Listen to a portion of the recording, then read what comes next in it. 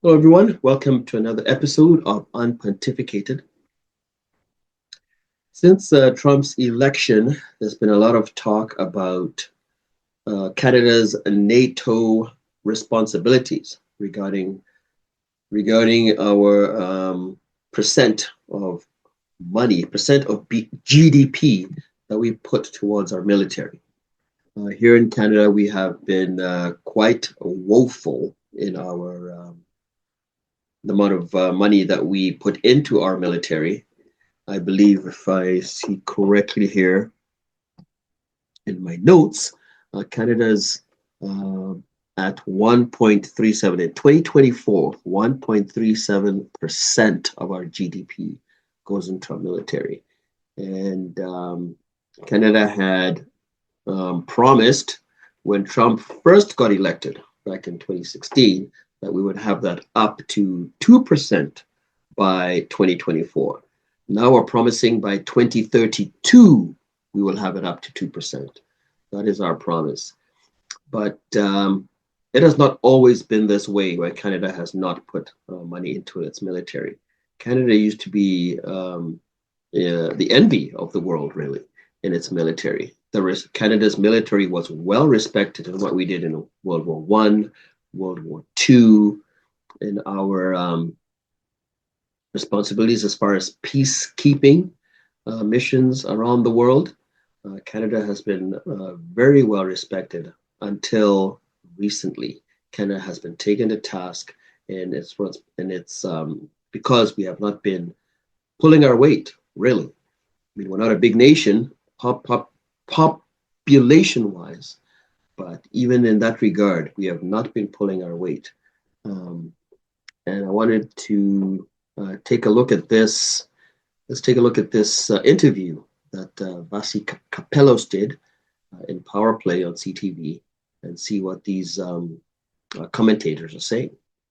According to the latest data from NATO, Canada is expected to hit 1.3% of GDP on defense spending this year. The Fed's updated defense policy released back in April says that Canada will hit 1.76% of GDP by the end of the decade. I spoke to Trump's former ambassador to Canada, Kelly Craft, this week, who was insistent Canada can do better and Trump will expect that.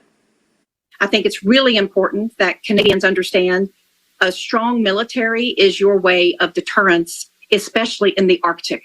I mean, you no longer just have a threat from Eastern Europe, from that area.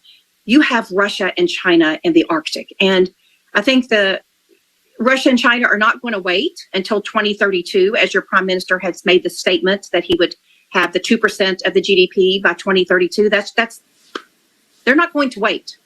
This is a real threat. Here. Yeah, I agree with that former ambassador there. I don't know when Canada decided that the military wasn't important enough to keep funding. We're funding without safety. What is the point of having all the the healthcare? We have the free healthcare, free. We have all these social programs, welfare, and all that, and we're doing all these things to free injection sites, and we're funding all these things, but we're not funding the safety of our own nation. I'll show you a chart where indeed it does look like the amount of money we're spending, it actually is a lot of money. It's billions of dollars we spend on the military. But as our GDP increases and more people are coming into this nation, we need to also increase even more our funding so that we can feel safe in our nation as we're doing those social programs. Because if we're attacked, it doesn't matter that we have free healthcare. It doesn't matter that we have free injection sites. It doesn't matter that and all these social programs that we like to say that we're the best nation to come and raise a family and all that. Yeah, it doesn't matter if you're attacked. So we need to do more. We really do. To talk more about all of that is retired Lieutenant General Andrew Leslie, also, of course, a former member of the federal government under Justin Trudeau, who served as a point person actually in the U.S.-Canada relationship during the first Trump term. And former U.S. Ambassador to NATO, Ivo Dalder, is with us as well. Hi to both of you. Thank you very much for making the time. General Leslie, I'll start with you. I was thinking today of when you were that point person and all the work that you did, on behalf of the government when it came to NAFTA and the ups and downs of all of that. And I wondered from your perspective, based on that experience, living through Trump's first administration, how seriously we should take it that, his closest Canada envoy during those years is so directly telling us to speed up our spending on defense. It's not only the Americans who are telling us this, and not only the president designate and the former ambassador Kelly, it's the entirety of NATO is telling us the same thing. We're the world's 10th largest economy, but we can't seem to get our act together to actually produce usable defense output at a time when our friends and allies need it most. And let's not forget, we're part of an alliance so that they'll come to our assistance if we need it. We go to theirs if they do. And we've fallen short and we've been caught flat-footed.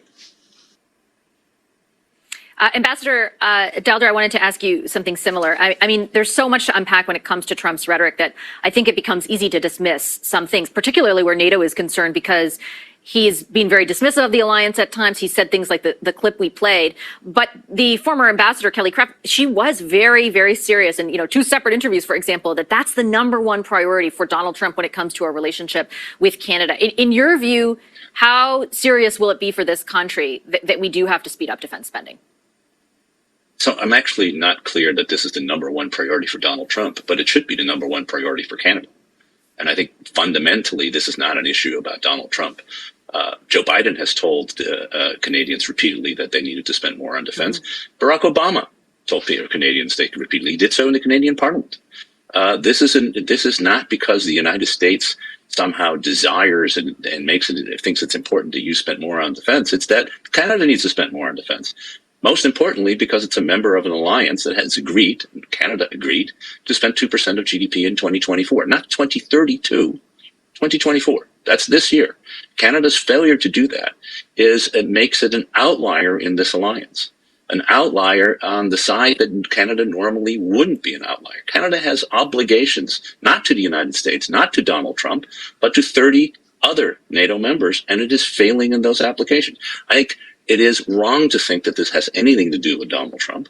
It has everything to do with your own responsibilities as a member of the alliance. And frankly, given the threats, and I think Ambassador Kraft was right, given the threats that you face in the Arctic and other places, spending more on defense, you don't do as a favor to others. You do it because it's important for your own national security. Yeah, bingo. I don't know why, we've become too, but I think we're taking for granted that we have the United States to our south. And so we think they will come to our defense if we are attacked, and maybe so. I mean, but is that what we want? Is that what we do? If your house is being attacked, will you rely on your neighbor to come and defend you, or will you defend yourself? Will you defend your family by yourself? You don't rely on your neighbor, even if it is a fact that your neighbor will come and help you. You need to be able to defend yourself, and Canada needs to do so. We have so much issue up in the Arctic, and that's our domain in the Arctic. The U.S. has some part of it towards Alaska side, and they have a lot more military personnel in Alaska itself than Canada has in the Arctic. I don't know what the numbers are actually. I don't know if they'll say so in this interview, but it's quite compelling how few military personnel we have in the Arctic, when that is our most vulnerable part of the nation. Because Russia and China are trying to make some sort of claim up there into the Arctic, and we need to show some strength there. That no, you can't come. Anyway, let's continue. I think the reason, General Leslie, that I bring it up in the context of Donald Trump is because it's also, by Kelly Craft, for example, being explicitly tied to the economic relationship, which is at the forefront given the threat of tariffs and NATO. And to Ambassador Daldo's point, he's not the first person, or that people associated with Trump are not the first people to associate our economic relationship with defense spending. But I guess I wonder how, from your perspective, realistic you think it is that Canada complies with this. Even though the threat of something punitive in the economic realm is there, it's also very expensive to even meet the target by 2032. That's what the government will certainly tell us. Right. I believe that the federal government has entered sort of a whining, an unpleasant stage in its evolution, where they're now whining that they can't meet that which they've been promising to do since 2014. And the current prime minister has promised this every year he's been in power. And now suddenly in 2023, he realizes, good heavens, what follows 2024, I think we owe NATO some money in terms of investment in our defense capabilities, which we have not done. Right now, Canada is struggling to maintain 2,500 troops, air, land, and sea overseas. Our frigates are older than the sailors that sail, and we can only afford to have one modest-sized warship as our contributions to the entirety of the Pacific region. Our Arctic is undefended. We have 300 armed forces administrators. We've got about 1,600 rangers armed with a rifle and a skidoo, and their job is not to deter, it's to observe and report. Russia has between 25 to 35,000 troops in their Arctic Circle, and the Americans, bless them, have 22,000 superbly trained, well-equipped people in Alaska, their Arctic, who are actually defending us.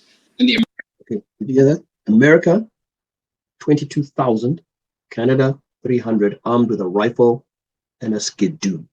And their job is to observe and report, not defend. Are we asking for trouble? Wow. I didn't know that it was that drastically atrocious until I saw this interview. Wow.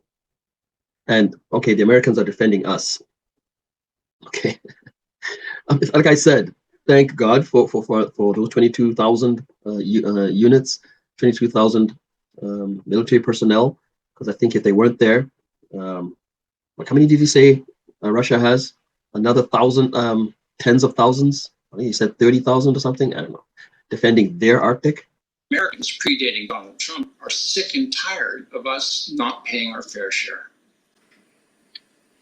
Ambassador Delder, as you, go ahead, go right ahead. Yeah, I mean, I just want to add to this. I think the reality is that Donald Trump actually is not particularly interested in Canada spending more on defense because he's not particularly interested in alliances. The reason that Canada needs to get serious about defense and needs to get serious about defense together with its European and other allies is because the Trump administration, this particular Trump administration, is going to be no friend of NATO. It's going to be no friend of alliances. The idea that you can rely on the United States, whether it's the 22,000 troops in Alaska or indeed the 100,000 troops in Europe, to be there to defend the interests of the Europeans, which I happen to believe are also American interests, but I don't think Donald Trump believes that. He believes that Europe should be defended by Europeans. He probably believes that Canada should be defended by Canadians, just as he thinks Americans should be defended by America. Under those circumstances, the era on which Europeans and Canada have relied on the United States as the security guarantor, and in fact the force that will defend them, that era is coming to a close. That's the reality. And if Canada says, we cannot afford 2% of GDP to spend on defense, well, can you afford to keep country? Because that's what you're really talking about, given the threats that we're facing, and the reality that the United States can no longer be counted on as an ally. So under those circumstances, not just what NATO needs, it's not just what Canada, what the threats are, it's what Canada needs to do. I think General Leslie wants to jump in on that point too. Go ahead. I would just like to build on the whole idea of strategic risk management. And what we're facing is an unparalleled immersion of threats, not the least of which Russia, China, Iran, and a variety of other dictatorships, all of whom seem to be coalescing around the idea that the rule of law no longer holds true. The President of the United States, their first job is to take care of America. And then after that, it's discretionary. There's every instance to believe that we should prepare for the case where the United States starts to withdraw from international commitments in terms of blood and treasure assigned to defend others. And I believe the current government has made the reprehensible error, despite evidence that could have guided them if they'd been willing to listen, to invest in our defense so that we have our defense capability, which we can use to help others should we choose to do so, to take care of ourselves. Because the era of relying on the United States to defend us in the face of all adversaries may be over. I just have time for one quick question for Ambassador Delder. And the government will say, and I posed part of it already, how expensive it is, that there are a myriad of other priorities, and that they have increased spending, or at least the allotment of defense dollars significantly since they came into office. Of course, that still puts that target out till 2032. What would you say to respond to that? So the government faces the same problem that every other government faces. Canada is hardly the only country that has competing financial interests, whether it is social, pensions, health, name it. Every government has that. And yet somehow every government, or at least all the major governments in Europe, have been able to get to the 2%, even though they face similar backlogs of underinvestment. That includes Germany, which is this year spending 2% of GDP because it promised to do so. It says in 2014, after Russia first invaded and seized Crimea, that we would reach 2% by GDP by 2024. Canada signed on to that agreement. It had 10 years to figure out how to get there. And to say in 2023, sorry, we need another 9 years, isn't good enough. The reality is it's not about how you spend it. It's that your security is being eroded in a way that will not benefit the Canadian people. If your security is eroded, then your healthcare and everything else will fall by the wayside too. It is job one of the government, and this government has not done what it promised to do, and it needs to do that. Not because the U.S. asks it, not because NATO asked it, but because it thinks and said that that was important, and it agreed to it. Okay, so there you have it. That is power play, and yeah, I think it's really quite clear what Trudeau. You know how I feel about our Prime Minister. Now, this 2% promise was made by him to get it up to 2% by 2024, and clearly he has failed. This guy, when he became Prime Minister in 2015, with his sunny ways and all of that, the ways have become midnight. They become dark ways. This guy's got to go. As Pierre Poilievre says, crime's up, inflation's up, prices are up, houses are up, time's up. He's got to go. And this is another reason why he's got to go, because of what he is doing to our military. Now, he wasn't the only one. Harper didn't put in much into our military as well. And military spending has been falling down quite a bit from the 60s, 70s, 80s. Actually, I'll show you. Here is a chart, let's say some spending that we're doing since 1960, right? So this here is the percent of GDP. So back in 1960, we spent 1.7 billion on military, 1.7 billion US, and that was 4% of our GDP. So you can see it was kind of flat, it was 170, 168, 161, even came down a bit and then started going up again. But as a percent of our GDP, it was falling. So obviously our GDP was going up. Canada was doing quite well, and we were spending the same amount. So the percent of GDP was coming down. So we started going a little bit higher. But again, as you can see, percent of GDP is below 2. So it started going below 2, looked at 1972, and then it came down. Then it went back up again, right? So again, 6 billion, now in 1983, and up, again, going up, but now percent is going down. Right, so even here at this peak of 11 billion, it's about 2% here, and then we started going down in the late 90s, and then you can see here started going up again. This is 2001. What happened in 2001, 9/11, but even here, 2001, we were like 1%. 1% of GDP. So, again, even though the spending is going up, that's quite a spend, 13, 14. So we're spending a lot, the amount is going up, but the percent is down, right?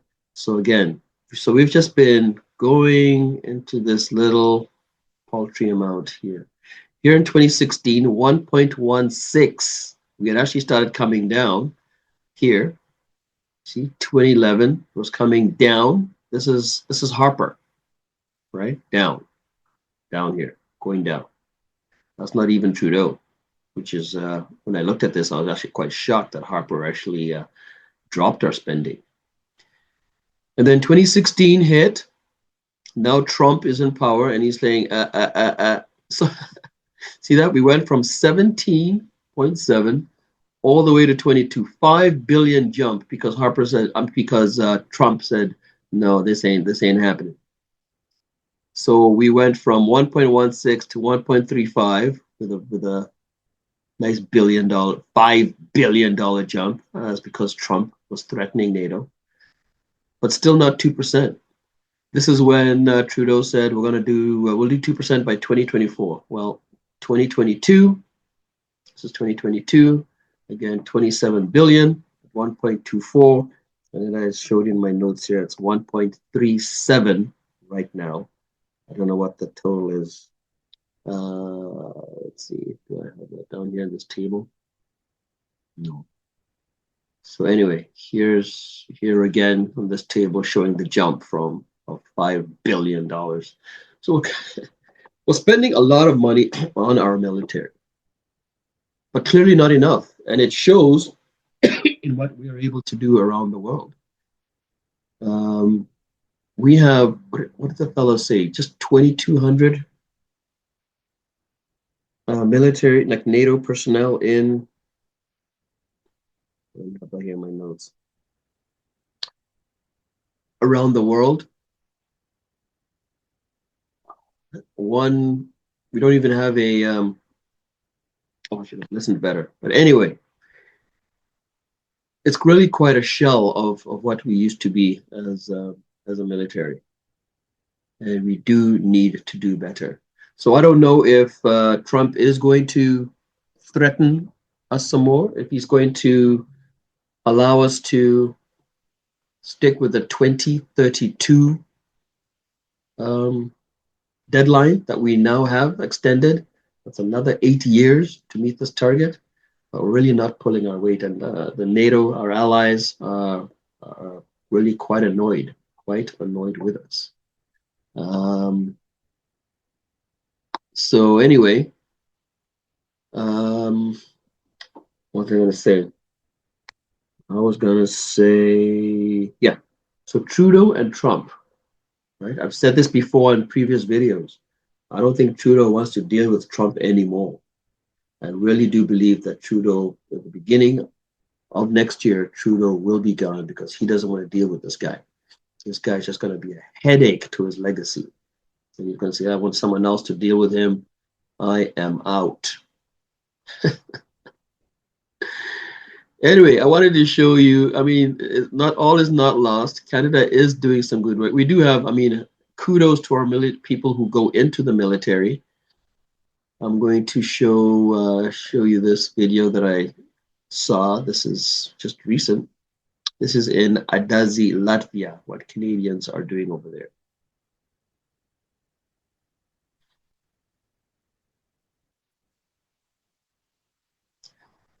In the forest near Riga, Latvia, military training, a country that shares a nearly 300-kilometer-long border with Russia. I'm in a Lab 6, a Canadian light armored vehicle, and the military is taking us out to take part in one of their exercises. They're basically simulating what it would be like to try to recapture territory from an enemy. This large NATO exercise started at the beginning of November. It involves 3,500 troops from 13 different countries, more than half Canadian. So this is all part of the command post? This is all part of the command post. Like many troops, Captain Harrison Burrows is here as part of a 6-month rotation. This is the first exercise to take place since the military forces here were scaled up to a brigade. I would say 50%, or if not more, things that you see here today weren't actually here earlier this summer. A major goal of the training is getting different units from different countries working together. Canada has committed to lead the NATO forces here until 2026. The country's chief of defense staff believes the deployment will last beyond that. I think considering the actions of Russia and what's going on in terms of threat, we can expect Canada to be here for a long time. These exercises come at a potentially perilous time for the alliance. Donald Trump will soon take over the Oval Office again. He's repeatedly warned that if NATO countries don't pay their fair share, they would be left to their own defenses. No doubt he will push us again to do more, to take a bigger share of the burden, which is only fair. NATO defense spending has surged since the start of Russia's war in Ukraine, but Canada isn't expected to meet the 2% of GDP target for another 8 years. And NATO officials say the minimum is going to have to be set much higher if troops are going to be able to respond to all the threats beyond the borders. Briar Stewart. Yeah, so look, we have very brave men and women in our military who are doing the best they can with what they have. But we've got to give them the tools. We've got to give them the funds. We've got to upgrade their tools that they're using to fight. Because I think here in Canada, we have this misconception that the fight is over there, right? But are we ready for when the fight comes this way, if it does? Do we really think that, because the US is so strong, no one's going to dare come this way? We need to be a little bit more diligent in protecting ourselves, protecting our nation. I don't think 2% is, I don't know, I'm not a military guy. When I see the 26 billion that we're spending, that looks like a lot. It's a lot. And it is a lot. But clearly 2% is a goal that we have promised. So we need to live up to our promises and live up to our responsibilities because we're part of an alliance. So let's do better. So I hope Pierre Poilievre, when he comes into power, will boost the military spending. I think we're probably doing a lot of waste that we don't need to spend. The amount of money that we send to the UN, to the WHO, to some of these other worldwide organizations that we're part of. I don't know.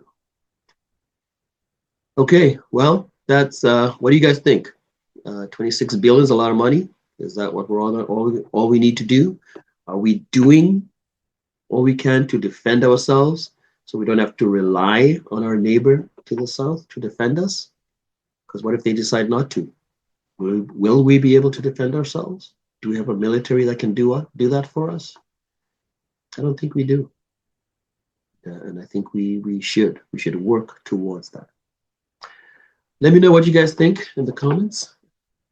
To hear. All right, talk to you soon.